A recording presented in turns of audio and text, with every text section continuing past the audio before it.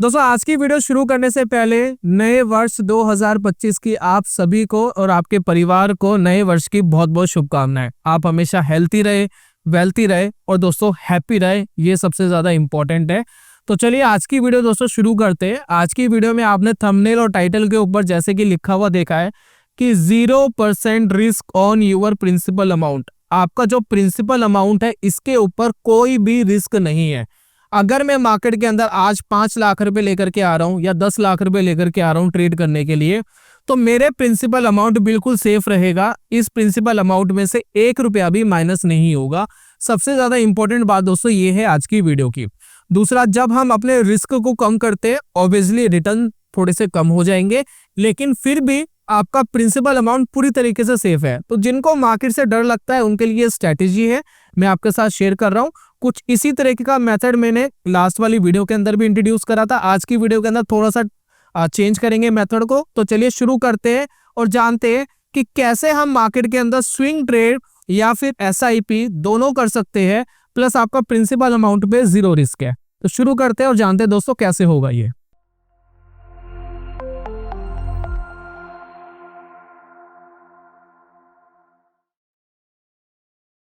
बहुत बहुत स्वागत है आप सभी का ट्रेडिंग चैनल के यूट्यूब चैनल में। मेरा नाम है अनमोल मित्तल।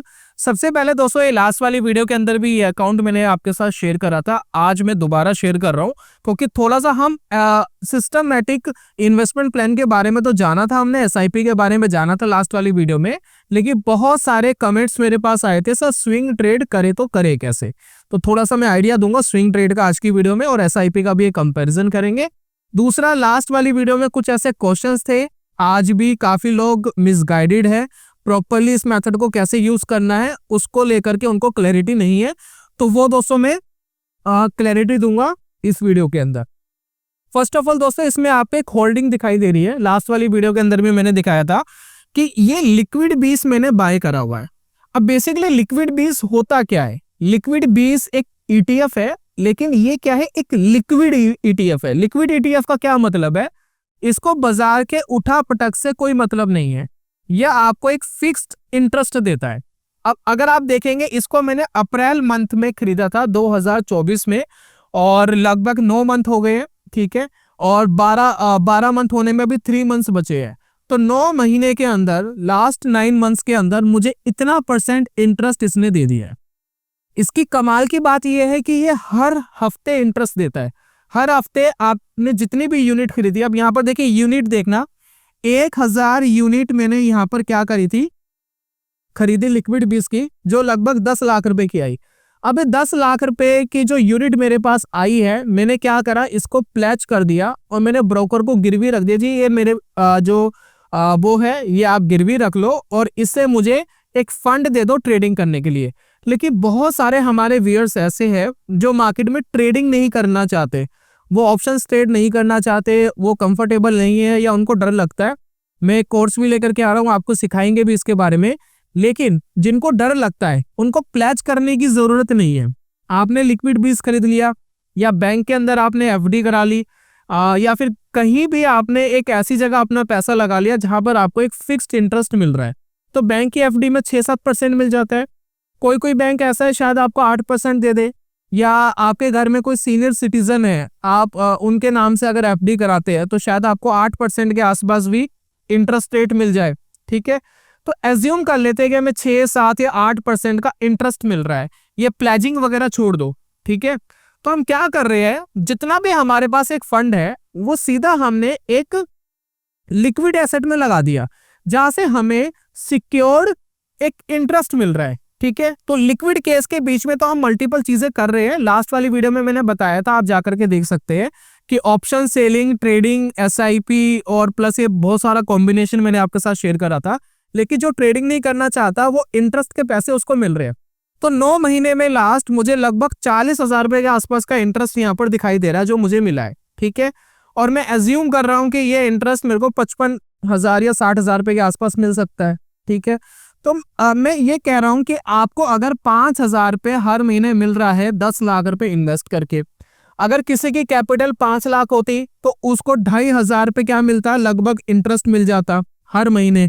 हर महीने इस इंटरेस्ट का हम यूज करेंगे मार्केट के अंदर।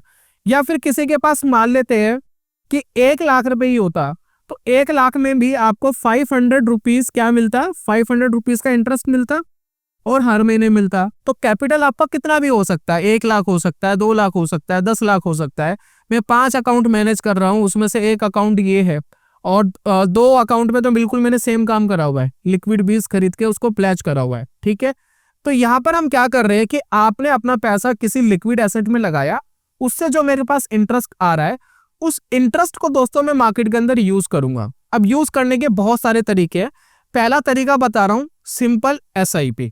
ठीक है, अगर आपको कन्विक्शन है कि आने वाले 10 साल में 20 साल में मार्केट और अच्छा रिटर्न दे सकता है, इंडिया की ग्रोथ स्टोरी अच्छी है, या आपका फाइनेंशियल एडवाइजर आपको एडवाइस कर रहा है कि इंडिया की ग्रोथ स्टोरी अच्छी है, आप इक्विटी में पैसा लगा सकते हैं, तो अगर हम इस पैसे को SIP में यूज करें तो क्या हो सकता है। प्लस उसके बाद ये मेथड जानने के बाद मैं स्विंग ट्रेडिंग का एक सिंपल सा तरीका आपके साथ शेयर करूंगा, वो देखना। तो सबसे पहले हम SIP देखते हैं कि क्या कर सकते हैं हम SIP से, और इस इंटरेस्ट के पैसे से क्या वेल्थ क्रिएट हो सकती है। एक नॉर्मल आइडिया लेते हैं दोस्तों। यहाँ पर दोस्तों एक SIP कैलकुलेटर लगा हुआ है। सबसे पहले मैं ये जान लेता हूँ कि जो मेरा 10 लाख रुपए लगा हुआ है इस पर्टिकुलर अकाउंट के अंदर, कि अगर मैं सिर्फ इसी के अंदर लगे रहने देता और सिर्फ इंटरेस्ट ही अगर मैं कमाता रहता तो ये मेरा कितना पैसा बनता आने वाले सालों में। ठीक है, अगर सिर्फ इंटरेस्ट पे खेलते, तो सबसे पहले इंटरेस्ट की बात कर लेते हैं कि मार्केट में कोई पैसा हमने इन्वेस्ट नहीं करा, सिर्फ इंटरेस्ट पे अगर हम कर रहे हैं तो क्या होगा। तो मेरे पास अभी इनिशियल अमाउंट कितना है, 10 लाख रुपीज। ठीक है, एक अकाउंट के अंदर, और ये दोस्तों 10 लाख रुपए है। ठीक है, मुझे इंटरेस्ट मिल रहा है ऑलमोस्ट 6% का। मैं एज्यूम कर रहा हूं कि आने वाले 10 साल में 6% का इंटरेस्ट मिलता रहता है, तो मेरे 10 लाख रुपए बढ़ कर लगभग 18 लाख के आसपास हो जाते हैं। मतलब डबल भी नहीं हुआ पैसा, लेकिन 18 लाख के आसपास ये पैसा हो गया।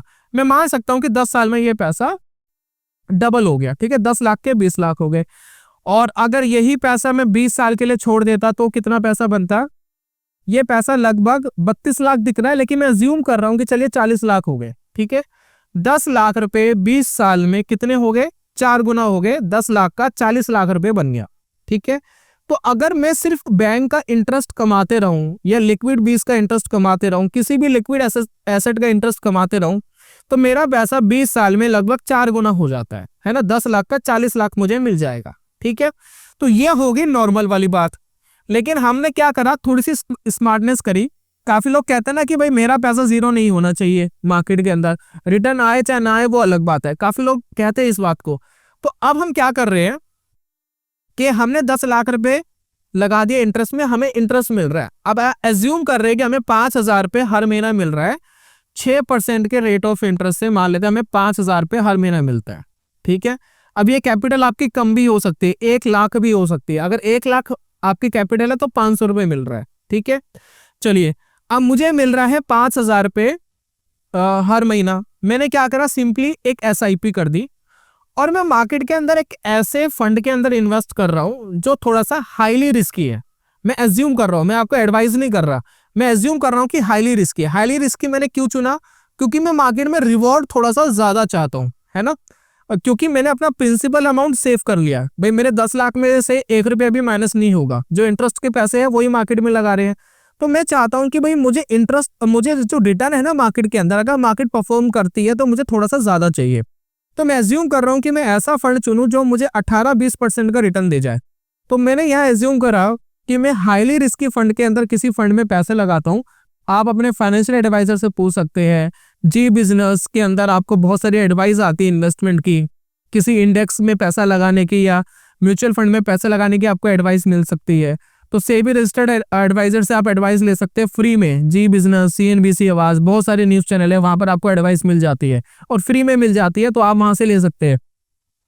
तो मान लेते हैं कि कोई फंड ऐसा है जो मुझे 20% का रिटर्न दे दे। ठीक है, एज्यूम करते हैं, बाकी फ्यूचर की गारंटी नहीं है, मार्केट परफॉर्म करे ना करे वो अलग बात है।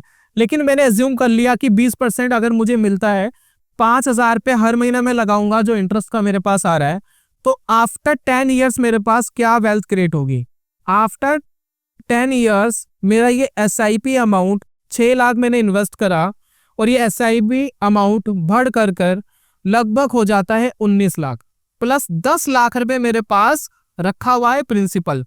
तो ऑलमोस्ट ये 10 साल में मेरा पैसा 30 लाख रुपए हो गया, लगभग 3 गुना हो गया। ठीक है, और इस टेक्निक के अंदर मेरे प्रिंसिपल अमाउंट पे कोई रिस्क नहीं था। उसके बाद अगर मैं इसको 20 साल तक किसी तरीके से खींचता तो 20 साल में ये अमाउंट मेरा 1,60,00,000 रुपए हो गया, प्लस 10 लाख रुपए मेरे पास प्रिंसिपल का रखा है, तो 1,70,00,000 रुपए दोस्तों हो गया। तो दोनों के बीच में कंपैरिजन पता लग रहा है। कंपैरिजन क्या है, सिर्फ इंटरेस्ट कमाता तो 40 लाख रुपए हुए थे। अगर मैंने SIP अमाउंट को इस तरीके से इन्वेस्ट कर दिया तो मेरे पास 1,70,00,000 रुपए हो सकते हैं। लेकिन ये होंगे कब? ये दोस्तों होंगे तब जब आपको 20% का रिटर्न एक्सपेक्टेड है और ये अगर मिल जाए। अगर ये 20% नहीं मिला तो ऑब्वियसली ये वेल्थ क्रिएट नहीं हो पाएगी। तो थोड़ा सा रिटर्न कम करते हैं, मान लेते 20% नहीं मिला, 18% मिला। ठीक है, 18% ले लिया और ये पैसा हमने किसी ऐसे फंड के अंदर लगाया हुआ है जो थोड़ा सा हाईली रिस्की है। हाईली रिस्की देखिए क्या होता है, जैसे कि मान लेते हैं स्मॉल कैप फंड है कोई, तो स्मॉल कैप इंडेक्स करता क्या है कि अगर निफ्टी बढ़ता है तो वो ज्यादा बढ़ता है, निफ्टी गिरता है तो वो ज्यादा गिरता है। तो हमें गिरावट का डर नहीं है। गिरावट का डर क्यों नहीं है? क्योंकि हमने प्रिंसिपल अमाउंट का रिस्क नहीं लिया, हमने सिर्फ इंटरेस्ट का रिस्क लिया। तो गिरावट आ भी रही है तो हम हर महीने उसके अंदर पैसा डाल सकते हैं, एवरेज आउट कर सकते हैं। इसी वजह से मैंने इंटरेस्ट यहाँ पर जो रिटर्न है उसको ज्यादा एक्सपेक्ट किया है। तो अगर 18% भी मिलता है, 7.9 भी मिलता है, तब भी ये रकम आपकी 1,15,00,000 प्लस 10 लाख आपका प्रिंसिपल 1,25,00,000 रुपए दोस्तों हो जाता है। तो आपको क्लियरली समझ में आ गया कि इंटरेस्ट के पैसे को इक्विटी में लगा करके अच्छी वेल्थ क्रिएट की जा सकती है अगर मार्केट परफॉर्म करे तो। क्योंकि अगर मार्केट परफॉर्म नहीं करेगी तो ऑब्वियसली वेल्थ क्रिएट होगी नहीं। अगर मार्केट परफॉर्म करती है तो ऑब्वियसली वेल्थ क्रिएट हो जाएगी। अगर मार्केट 6-7% से ज्यादा परफॉर्म करती है तब भी आपके लिए ज्यादा बेनिफिशियल है। क्यों? क्योंकि इंटरेस्ट तो आपको 6-7% का ही मिल रहा है ना। तो 6-7% से जितना परसेंट मार्केट ज्यादा परफॉर्म करेगी तो आपको ज्यादा बेटर रिटर्न मिलेंगे। काफी लोग कहेंगे सर आपने टैक्स तो इंक्लूड किया ही नहीं। सर टैक्स इंक्लूड कर लो, 12.5% का है। तो जब भी आप निकालोगे 12.5% गवर्नमेंट को प्रॉफिट पे देना पड़ेगा जो आपने प्रॉफिट कमाया। ठीक है, तो FD के ऊपर भी आपको देना पड़ता है टैक्स। ऐसा नहीं है कि FD के रिटर्न पे आप टैक्स नहीं भरते, FD के रिटर्न पे भी आपको टैक्स पे करना पड़ता है। तो वो काम आपको यहाँ भी करना पड़ेगा। लॉन्ग टर्म कैपिटल गेन आपका 12.5% इसके ऊपर लगेगा। अब चलिए बात करते हैं जो लोग स्विंग ट्रेड करना चाहते हैं वो मार्केट के अंदर कैसे अप्रोच रख सकते हैं। तो मैं नॉर्मल सा तरीका बता रहा हूँ, वो आप एक बार देखना, ऑब्जर्व करना, घर पे जाकर के आप इसको प्रैक्टिस भी कर सकते हैं। तो एक बार चेक करते हैं दोस्तों। हमारे पास ट्रेड करने के लिए बहुत सारे इंडेक्स अवेलेबल है, जैसे कि निफ्टी 50 अवेलेबल है, बैंक निफ्टी अवेलेबल है, निफ्टी नेक्स्ट 50 अवेलेबल है, सेंसेक्स अवेलेबल है। बहुत सारे इंडेक्स अवेलेबल है जिसके ऊपर हम ट्रेड कर सकते हैं। अब बहुत सारे ट्रेडर, जब मैं बैंक निफ्टी ट्रेडिंग की बात करता हूँ या निफ्टी ट्रेडिंग की बात करता हूँ तो सीधा दिमाग जाता है ऑप्शंस के अंदर या फिर फ्यूचर्स के अंदर नॉर्मली दिमाग जाता है। लेकिन बहुत कम ऐसे ट्रेडर हैं जो ETF को ट्रेडिंग के लिए कंसीडर करते हैं। ETF हमारे पास बहुत अच्छा सोर्स है ट्रेडिंग करने का, क्योंकि इसके अंदर कोई एक्सपायरी नहीं होती। आप जितनी क्वांटिटी लेना चाहे ले सकते हैं, जब बेचना चाहे बेच सकते हैं। कोई इसके अंदर लेवरेज नहीं है, कोई इसके अंदर मार्जिन नहीं है। तो ये एक तरीके से एक अच्छा तरीका है मार्केट के अंदर अगर आप ट्रेडिंग के लिए इनको कंसीडर करते हैं। ठीक है, दूसरा इसमें एक पर्टिकुलर स्टॉक वाला रिस्क भी नहीं है। भाई अगर हम यस बैंक की बात करें, अब यस बैंक पर 90% डाउन हो गया, 95% चला गया नीचे। क्या बैंक निफ्टी 95% नीचे गया? नहीं, बैंक निफ्टी तो नहीं गया। वो भी बैंक ही है और ये भी बैंक ही है, वहां भी बहुत सारे बैंक है और ये भी एक पर्टिकुलर बैंक है। तो किसी एक पर्टिकुलर बैंक के साथ प्रॉब्लम आ रही है तो बैंक निफ्टी के साथ प्रॉब्लम नहीं आ रही है, क्योंकि सभी बैंकों के साथ तो सेम प्रॉब्लम नहीं है ना। तो यही दोस्तों होता है जब आप किसी इंडेक्स को चूज करते हो, इसमें टॉप के स्टॉक्स आपके पास आ जाते हैं और एक पर्टिकुलर स्टॉक के कंपैरिजन में ये कम रिस्की होते हैं। तो मैं एक एग्जांपल ले रहा हूं आज के स्विंग ट्रेडिंग सेशन के अंदर निफ्टी नेक्स्ट 50 का। अब निफ्टी नेक्स्ट 50 मैंने क्यों चुना? निफ्टी नेक्स्ट 50 इसलिए चुना, इसका मेनली रीजन ये है क्योंकि निफ्टी 50 के कंपैरिजन में ज्यादा वोलेटाइल होता है। इसमें थोड़ी छोटी कंपनियां होती है, निफ्टी 50 के कंपैरिजन में उसके नेक्स्ट 50 वाली कंपनीज होती है। जब निफ्टी 50 भागता है ये थोड़ा सा ज्यादा भागेगा, जब निफ्टी 50 गिरता है ये उससे थोड़ा सा ज्यादा गिरता है। और यहाँ पर ये देखा गया है हिस्टोरिकल, जब हम बैक टेस्ट करते हैं, रिटर्न कंपैरिजन करते हैं, तो निफ्टी 50 के कंपैरिजन में निफ्टी नेक्स्ट 50 का जो रिटर्न है वो 2-3% ज्यादा होता है। फॉर एग्जांपल अगर निफ्टी 50 14-15% का रिटर्न देता है तो ये अमूमन 18-19% के आसपास का भी रिटर्न दे देता है। तो ये कैप्चर किया गया है हिस्टोरिकल। फ्यूचर में क्या रहेगा नोबडी नोज। तो यहाँ पर हम क्या कर रहे हैं, सिंपली एक ट्रेडिंग सेटअप हमने यहाँ पर एज्यूम करा है कि निफ्टी नेक्स्ट 50 के ऊपर अगर हम एक ट्रेडिंग करें, स्विंग ट्रेडिंग करें तो कैसे कर सकते हैं, जरा उसको चेकआउट करते हैं। अब मैं आपको फिर कह रहा हूँ ये कोई रिकमेंडेशन नहीं है, आप अपना इंडेक्स खुद चुनेंगे ट्रेड करने के लिए, कौन से इंडेक्स पे आपको ट्रेड करना है। मैं सिर्फ आपको एग्जाम्पल के लिए दिखा रहा हूँ, ठीक है। और किस किस चीज पे ट्रेड करना है आप खुद चेक करेंगे या फिर अपने फाइनेंशियल एडवाइजर से पूछेंगे। यहाँ पर दोस्तों मैंने सिंपल सा काम क्या करा है, एक सिंपल मूविंग एवरेज लगा दी है 100 पीरियड की, ठीक है। 100 पीरियड की एक सिंपल मूविंग एवरेज लगा दी है। अब 100 पीरियड की सिंपल मूविंग एवरेज क्या कर रही है कि अगर मार्केट इसके ऊपर है तो मार्केट बुलिश होता है, और जब मार्केट इसके नीचे आ जाता है तो मार्केट आपको बेयरिश होता हुआ दिखाई देगा। देखिए यहाँ से ये नीचे आ गया तो मार्केट बेयरिश होता हुआ आपको दिखाई दे रहा है। तो आपको एक इंडिकेशन ये देता है कि मार्केट में कहाँ स्ट्रेंथ बनी हुई है, कहाँ मार्केट वीक हो रहा है। एक ट्रेंड फॉलोइंग बहुत बेस्ट इंडिकेटर होता है मूविंग एवरेज, ठीक है। तो हम सिंपली मूविंग एवरेज के ऊपर एक सिंपल सा मेथड लगा रहे हैं कि जब मूविंग एवरेज के ऊपर हमारा ETF चल रहा है। अब यहाँ पर देखिए मैंने एक ETF लगाया हुआ है SBI ETF Nifty next 50। Nifty next 50 के बहुत सारे ETFs आते हैं, आपको जो अच्छा लगे वो आप चूज कर सकते हैं। इंडेक्स आपको खुद चूज करना है, मैं सिर्फ एग्जांपल के लिए दिखा रहा हूँ। तो यहाँ पर हमने क्या मेथड यूज करा है कि जब कोई चार्ट इसके ऊपर रहेगा, मूविंग एवरेज के ऊपर रहता है, तो तब तक हम इसको बाय करेंगे। तो जब दोस्तों कोई इंडेक्स अपने मूविंग एवरेज के ऊपर 100 पीरियड की डेली टाइम फ्रेम के ऊपर अगर ये ऊपर रहता है तो हम हर महीना क्वांटिटी बाय करेंगे इसकी, और जैसे ही वो नीचे आ जाएगा हम अपना सारा का सारा एग्जिट कर देंगे। सारा का सारा जितना भी हमने होल्ड करा है वो सारा का सारा एग्जिट करेंगे। बस शर्त ये है कि हम एक डिसेंट प्रॉफिट में है। अगर ये जब हमने बाय करा और सडनली ये नीचे आ गया तो हम एग्जिट नहीं करेंगे, क्योंकि हमने इनिशियल बेसिस पे इन्वेस्टमेंट शुरू करी होगी, तो हमें एकदम एग्जिट करने की जरूरत नहीं है। अगर हम एक डिसेंट प्रॉफिट में है तो एग्जिट करेंगे, अदरवाइज हम इसको एवरेज आउट करेंगे। अगर हम इस मेथड को अपनाते हैं तो क्या रिजल्ट निकलते, एक बार जरा दोस्तों थोड़ा सा मैनुअली बैकटेस्ट करके इसको चेकआउट करते हैं। दोस्तों 2023 से हम शुरू करते हैं। ये ट्रेडिंग व्यू की वेबसाइट है, इसमें मैंने रिप्ले लगा दिया है यहाँ से, यानी आगे का चार्ट क्या है इसका थोड़ा बहुत हमें आइडिया है, क्योंकि हम चार्ट रेगुलर देख लेते हैं, लेकिन हमें आगे का वैसे विजिबल नहीं हो रहा है कि आगे के चार्ट ने क्या परफॉर्मेंस दी है। तो हमारी स्ट्रेटेजी किस तरीके से चलेगी मैं एक बार उसको समझा देता हूँ, देन उसके बाद आप अपना इंडेक्स चूज कर सकते हैं। खुद एक बार चेकआउट करिए, बैकटेस्ट करिए, देन उसके बाद देखिए कि मार्केट के अंदर क्या हो रहा है। तो हम क्या कर रहे हैं, हमने देखा कि 2023 से हमने ये शुरुआत करी, ठीक है। तो हमारे पास पहला इंटरेस्ट कब आएगा, पहला इंटरेस्ट आएगा हमारे पास 1 महीने के बाद, यानी फरवरी में, ठीक है। हर महीने हमारे पास मान लेते 10 लाख का अमाउंट है, 5,000 रुपये हमारे पास इंटरेस्ट आ रहा है। किसी का अगर 1 लाख अमाउंट है तो 500 रुपये का इंटरेस्ट आ रहा है, ठीक है, तो 500 रुपये कंसिडर करेंगे। तो यहाँ पर हम इसको बढ़ाते हैं आगे और फरवरी तक लेके जाते हैं। अब फरवरी में देखते हैं क्या हो रहा है। अब फरवरी में दोस्तों क्या हुआ, मार्केट नीचे है, मूविंग एवरेज के नीचे है, लेकिन हमारे पास 5,000 रुपये आ गए हैं। तो 5,000 हम मार्केट के अंदर अभी नहीं लगाएंगे। कब लगाना है, हम 5,000 रुपये तब लगाएंगे जब मार्केट मूविंग एवरेज के ऊपर हो जाएगी। तो चलिए वापस हम इसको बढ़ाते हैं और चेकआउट करते हैं, ठीक है।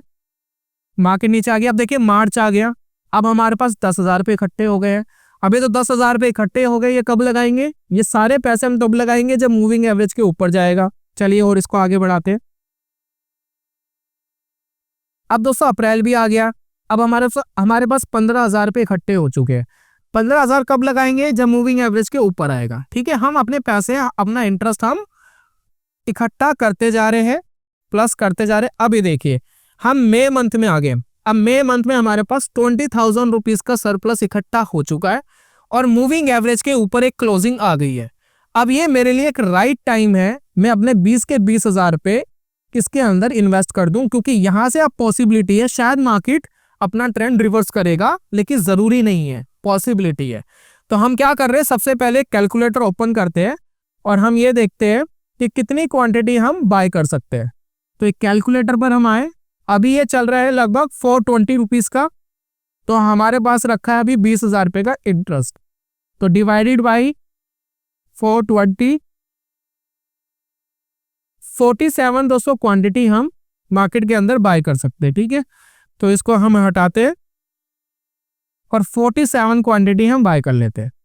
तो 47 क्वांटिटी ये दोस्तों हमने बाय कर ली, ये क्लिक, ठीक है, बाय हो गया। अब आगे बढ़ाते हैं और जून तक लेकर के जाते हैं। और ये सारा कब हमें एग्जिट करना है? ये एग्जिट तब करना है हमें जब मूविंग एवरेज के मार्केट नीचे आ जाए, लेकिन हमें प्रॉफिटेबल हम होंगे तभी हम करेंगे, अदरवाइज नहीं करेंगे। चलिए अब देखिए आपको प्रॉफिट आने स्टार्ट हो गए।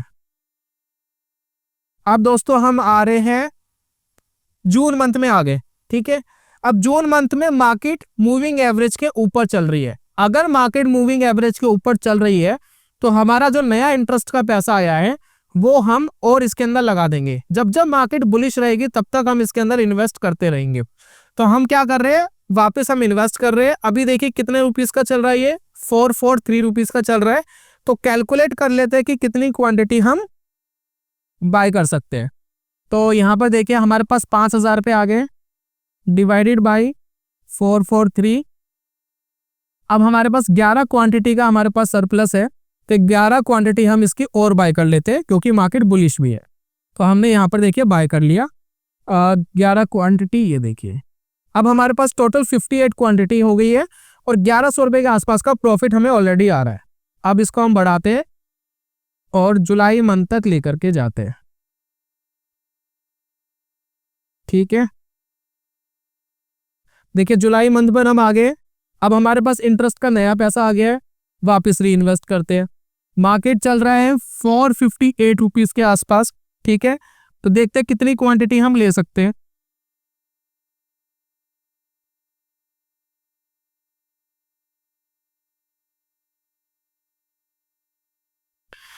तो 5,000 डिवाइडेड बाई 425, तो लगभग 11 क्वांटिटी हम और ले सकते हैं। तो 11 क्वांटिटी दोस्तों बाय कर लेते हैं। अब हमारे पास 69 क्वांटिटी यहाँ पर हो गई है। इसको और बढ़ाते आगे और हमारे प्रॉफिट सब धीरे धीरे बढ़ते जा रहे हैं। ठीक है, अब दोस्तों हम आ गए अगस्त मंथ में। अब अगस्त मंथ में ये हो गया 475 का। अब ये 475 का अगर हमें वापस बाय करना है तो कैलकुलेटर ओपन करते देखते हैं कितनी क्वांटिटी हम बाय कर सकते हैं। 5,000 में हमारे पास नया इंटरेस्ट आ गया है। ठीक है, 5,000 डिवाइडेड बाई 475, ऑलमोस्ट 10 क्वांटिटी हम बाय कर सकते हैं। तो 10 क्वांटिटी यहाँ लगा लेते हैं। ठीक है, और बाय कर लेते हैं। दोस्तों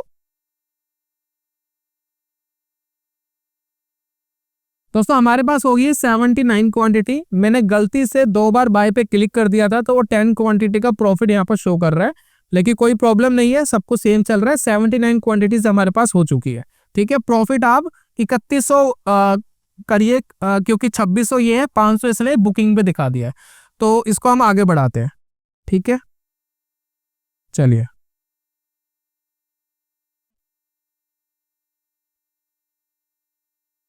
अब दोस्तों हम सितंबर मंथ में आ गए। सितंबर मंथ में ये चल रहा है 448 का, ऑलमोस्ट 10 क्वांटिटी हम बाय कर सकते हैं। तो 10 क्वांटिटी हम और बाय कर लेते हैं। अब 89 क्वांटिटीज हमारे पास हो गई है। ठीक है, और इसको बढ़ाते हैं अब आगे। ये देखिए अक्टूबर मंथ में आ गए। अक्टूबर मंथ में फिर हम बाय कर सकते हैं 475, 10 क्वांटिटी के आसपास ही हम बाय कर पाएंगे, तो और बाय कर लेते हैं। 99 क्वांटिटी दोस्तों हमारे पास हो गई है। चलिए अब मार्केट देखिए नीचे आ गया, मूविंग एवरेज के नीचे आ गया। प्रॉफिट आपका बहुत ज्यादा नहीं है। अगर आपका प्रॉफिट बहुत ज्यादा नहीं आ रहा है, एक डिसेंट प्रॉफिट नहीं आ रहा, तो स्टे होल्ड करिए और अपनी एसआईपी को कंटिन्यू रखिए। देखिए अब हम नवंबर मंथ के अंदर आ गए। हमारे पास एक नया पैसा आ गया, लेकिन हम अभी इन्वेस्ट नहीं करेंगे। कब इन्वेस्ट करेंगे? जब इसके ऊपर क्लोजिंग आ जाएगी। तो देखते हैं, अब देखिए इसके ऊपर क्लोजिंग आ गई है। क्लोजिंग आ गई है तो हम इसको कर लेते हैं वापस बाय। तो 11 क्वांटिटी हम इस बार खरीद पाएंगे, तो हम इसको वापस बाय कर लेते हैं। ठीक है, चलिए आगे हम इसको बढ़ाते हैं।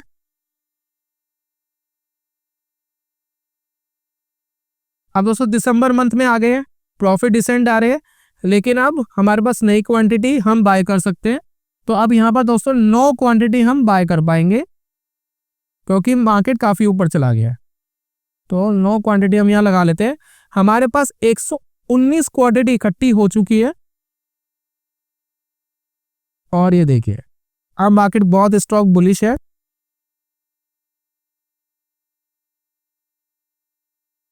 ठीक है, अब 2024 आ गया, नया ईयर आ गया, हमारे पास एक नया फंड और आ गया, तो 9 क्वांटिटी हम और बाय कर लेते हैं 5,000 रुपये की।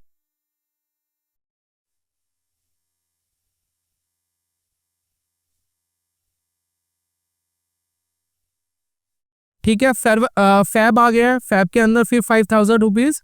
अब हम 8 क्वांटिटी ही बाय कर पाएंगे ऑलमोस्ट। ठीक है, 136 क्वांटिटी हमारे पास इकट्ठी हो चुकी है।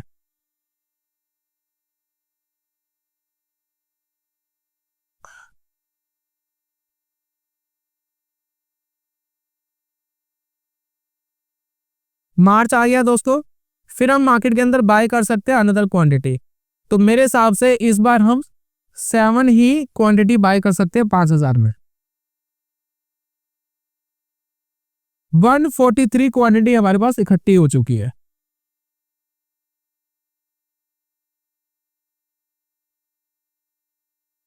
अप्रैल मंथ में आ गए, हमारे पास नया फंड आ गया है, वापस दोस्तों हम क्वांटिटी बाय करते हैं। तो 7 क्वांटिटी हम और बाय कर लेते हैं। चलिए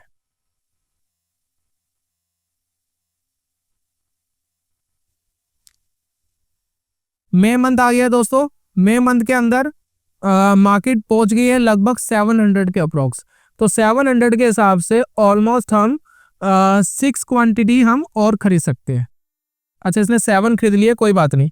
ठीक है, तो बाई चांस वो बाई पे क्लिक हो गया, तो 7 क्वांटिटी दोस्तों कंसिडर करिए, और हमने और क्वांटिटी खरीद लिया। 157 का हमारे पास क्वांटिटी का सरप्लस हो गया है। चलिए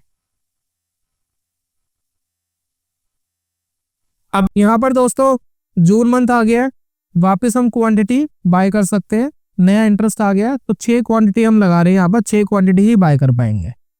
चलिए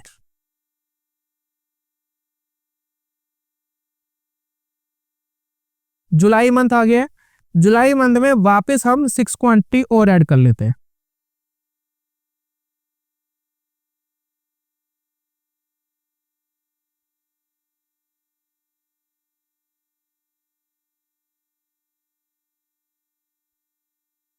मैंने गलती से दोस्तों अगस्त और सितंबर मिस कर दिया है, तो दोनों क्वांटिटी हम और ऐड कर लेते हैं। ठीक है, और बढ़ाते आगे।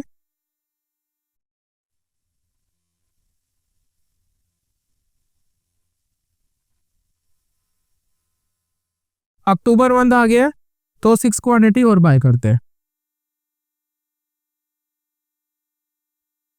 अब दोस्तों मार्केट मूविंग एवरेज के नीचे आ गई है, और मुझे बहुत डिसेंट प्रॉफिट आ रहा है। मेरे पास 187 क्वांटिटी बची है। ठीक है, तो मैं सबसे पहले तो कैलकुलेट करूंगा कि ये अमाउंट है कितना। ठीक है, तो मेरे पास कितनी क्वांटिटी है, 187 प्लस मार्केट अभी ट्रेड कर रहा है कहाँ पे, 761, तो मैं मल्टीप्लाई कर रहा हूँ 761।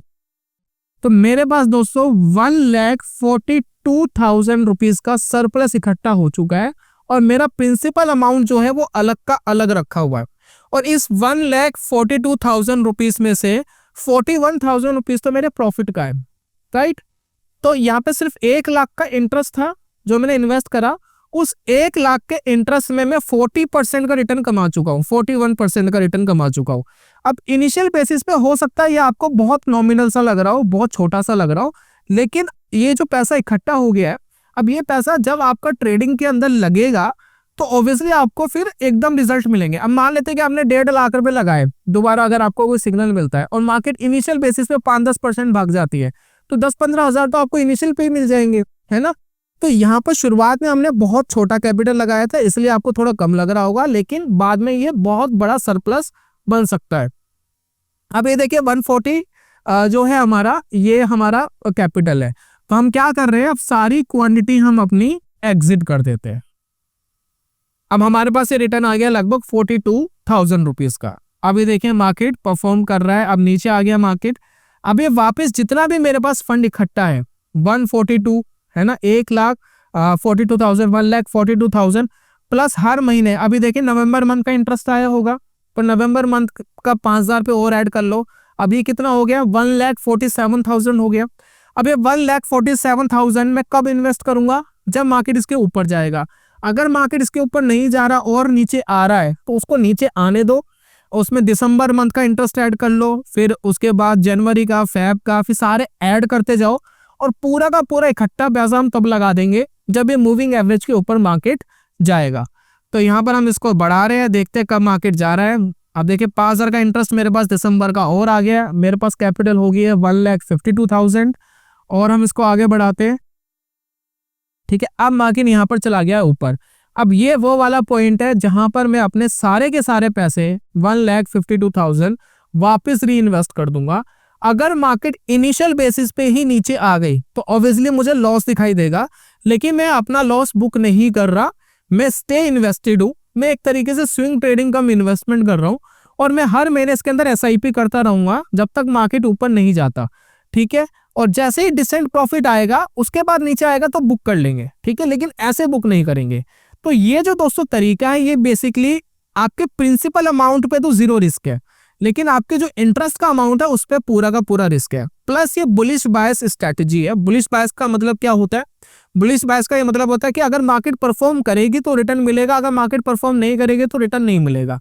एग्जाम्पल के लिए मान लेते हैं कि मार्केट 2-3 साल तक कोई परफॉर्म नहीं करती, एक लेवल के ऊपर बनी हुई है, तो ऑब्वियसली आप मार्केट से पैसा नहीं कमा पाओगे। ठीक है, तो ये बुलिश बायस्ड स्ट्रेटजी है, मार्केट को परफॉर्म करना पड़ेगा तब ये परफॉर्म करेगी। मैंने जो मेथड बताया ये इंडेक्स के ऊपर बताया, आप अपने हिसाब से अपना इंडेक्स चुनिए, पहले बैक टेस्ट करिए, अपने फाइनेंशियल एडवाइजर से पूछ लेना, देन उसके बाद कोई चीज करना। इंटरेस्ट पे दोस्तों रिस्क है, ठीक है, जो इंटरेस्ट का पैसा उस पे तो दोस्तों रिस्क है। दूसरा दोस्तों ये है कि काफी लोग सिर्फ स्टॉक्स पे करना पसंद करते हैं। तो अगर आप स्टॉक्स पे करने की आपको थोड़ी एक्सपर्टाइज है या आपके पास कोई ऐसी स्ट्रेटजी है कि मैं इंटरेस्ट के पैसे से स्विंग ट्रेड करके पर्टिकुलर स्टॉक के ऊपर और बेटर कर सकता हूं, और बेटर तरीका मेरे पास है, तो यू कैन डू इट, आप कर सकते हैं अपने हिसाब से जो आप करना चाहे। लेकिन प्रिंसिपल अमाउंट सेफ है, इंटरेस्ट का पैसा उसमें दोस्तों अगर लॉस होगा तो ऑब्वियसली लॉस होगा, लेकिन ये फिर भी इतनी सिक्योर्ड स्ट्रेटजी है कि हमें प्रिंसिपल अमाउंट का डर नहीं होता, तो वो थोड़ा हमारे लिए रिलैक्स रहता है। तो यही था दोस्तों आज की वीडियो के अंदर। उम्मीद करता हूँ कि वीडियो आपको पसंद आई होगी। जल्दी मिलूंगा नेक्स्ट वीडियो में, तब तक के लिए goodbye, god bless you, bye bye दोस्तों।